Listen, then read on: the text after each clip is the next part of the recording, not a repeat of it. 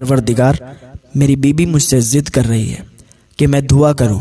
بنی اسرائیل میں ایک نوجوان تھا جس کا کام یہ تھا کہ وہ ٹوکریاں بیچتا تھا، گاؤں محلے میں جا کے ٹوکریاں بیچتا تھا، سر پہ رکھ لیتا تھا اور لے جاتا تھا۔ ایک دن بادشاہ کے محل سے گزر رہا تھا تو بادشاہ کی جو ملکہ تھی وہ اوپر محل پر کھڑی ہوئی تھی۔ اس نے جب اس نوجوان کو دیکھا، حسین و جمیل نوجوان تھا، وہ عاشق ہو گئی اس پر اور اس کو دھوکے کے ذریعے سے محل کے اندر بلا لیا اور دروازہ بند کر دیا اور اس سے کہنے لگی کہ اب تو یہاں سے نہیں نکل سکتا، اب تو بدفعلی کرے گا یا میں لوگوں کو بلا دوں گی، اگر تو نے بدفعلی نہیں کی تو میں چیخ دوں گی اور تجھے جیل ہو جائے گی، تجھے قید ہو جائے گی یا تجھے قتل کر دیا جائے گا۔ تو وہ بڑا پریشان ہوا، وہ اللہ سے ڈرنے والا تھا، وہ اللہ کا نیک بندہ تھا، اللہ کا ولی تھا، وہ بہت ڈر گیا۔ اس نے کہا یا اللہ میں کیا کروں؟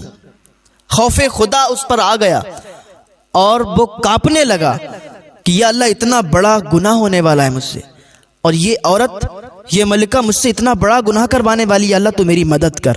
ایک ترکیب آئی، وہ چھت پہ ایک استنجا خانہ تھا، اس نے کہا کہ مجھے اجازت دے تو میں استنجا خانے جاؤں اور پھر واپس آتا ہوں۔ ملکہ نے سوچا اتنا اونچا چھت ہے، یہاں سے یہ نہ تو بھاگ پائے گا، نہ تو یہاں سے کود پائے گا، نہ تو یہاں سے نکل پائے گا۔ اجازت دے دی۔ وہ نوجوان جیسے ہی اوپر گیا، اوپر جانے کے بعد اس نے نیچے چھلانگ لگا دی، اور جیسے ہی اس نے نیچے چھلانگ لگائی، اللہ نے حضرت جبریل علیہ السلام کو حکم دے دیا، جبریل جاؤ میرا بندہ فلاں فلاں جگہ ہے۔ حضرت جبریل آ گئے اور اپنے پروں کو بچھا دیا۔ یہ جیسے ہی اوپر سے کودا حضرت جبریل کے پروں پہ، آرام سے حضرت جبریل نے اپنے پروں کے ذریعے سے اسے زمین پہ اتار دیا، اور ایسے اتار دیا جیسے ایک ماں اپنے بچے کو آرام سے زمین پہ رکھتی ہے۔ جب یہ نیچے اتر گیا تو جلدی سے بھاگتا ہوا اپنے گھر پہ گیا۔ جانے کے بعد بی بی نے دیکھا کہ شوہر گھر پہ آ گئے۔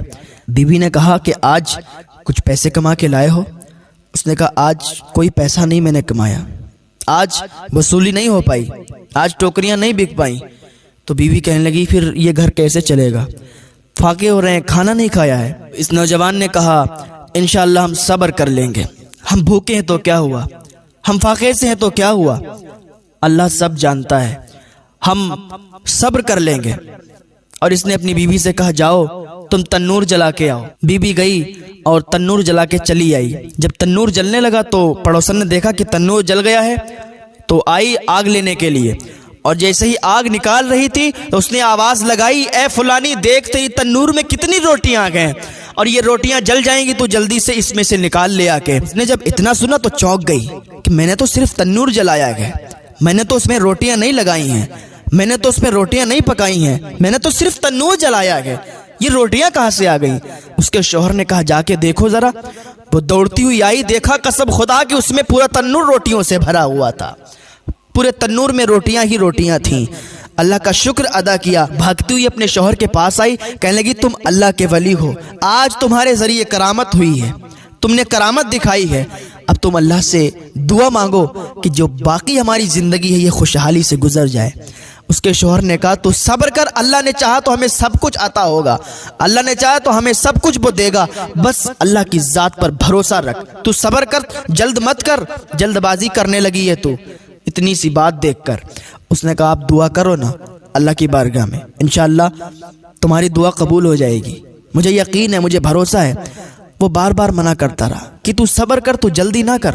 اس نے کہا نہیں آپ دعا کرو، جو بات کی زندگی ہے وہ خوشحالی سے تو گزرے گی۔ نوجوان نے مصلی بچھایا اور مصلی بچھا کے نفل ادا کی، اور نفل نماز کے بعد اس نے اللہ کی بارگاہ میں ہاتھ اٹھا دیے، اے پروردگار میری بیوی مجھ سے ضد کر رہی ہے کہ میں دعا کروں، اے میرے پروردگار میں تجھ سے دعا کرتا ہوں، اے میرے اللہ، اے میرے مالک میری دعا کو رد نہ کرنا، میری بیوی ضد کر رہی ہے، تو ہمیں اتنا مال دے دے کہ ہماری خوشحالی کے ساتھ زندگی گزر جائے، اللہ میری دعا کو قبول کر لے۔ ابھی اس کی دعا مکمل بھی نہیں ہو پائی تھی کہ اس کے گھر کی چھت پھٹ گئی، اور چھت کے ذریعے سے اتنے ہیرے اس کے گھر میں گر پڑے کہ اس کا پورا گھر ہیروں سے بھر گیا۔ جب اس نے دیکھا کہ ہیرے آ گئے تو اس نے اپنی بیوی کو اٹھایا، وہ سو گئی تھی، کہا اٹھو دیکھو تم نے کہا تھا نا کہ میں اللہ کی بارگاہ میں دعا کروں، اللہ ہماری دعا کو قبول فرمائے گا، دیکھو میں نے اللہ کی بارگاہ میں دعا کی، اللہ نے ہماری دعا قبول فرما لی، دیکھو گھر کی چھت پھٹ گئی اور ہمارے گھر میں ہیرے ہی ہیرے آ گئے، اب تم اپنی زندگی عیش و آرام سے گزارو۔ تم کہہ رہی تھی نا کہ باقی زندگی ہم عیش و آرام سے گزارنا چاہتے ہیں، تو گزارو عیش و آرام سے، ہیرے ہی ہیرے ہو گئے، ہم لوگ بہت مالدار ہو گئے۔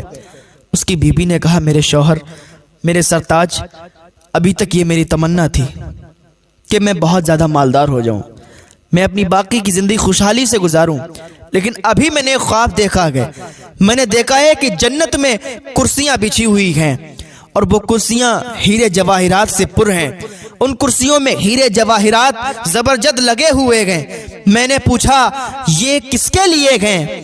تو وہاں معلوم چلا فرشتوں نے کہا یہ کرسیاں تیرے شوہر کے لیے ہیں۔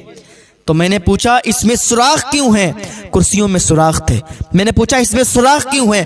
فرشتوں نے کہا تیری جلد بازی کی وجہ سے، تو نے جلدی کر دی، تو دنیا میں ہی عیش و عشرت کی زندگی گزارنا چاہتی ہے تو گزار، اسی لیے اس میں سوراخ ہو گئے۔ وہ کہنے لگی میرے شوہر اب دنیا میں عیش و آرام نہیں کرنا ہے، اب تو بس جنت میں عیش و آرام کرنا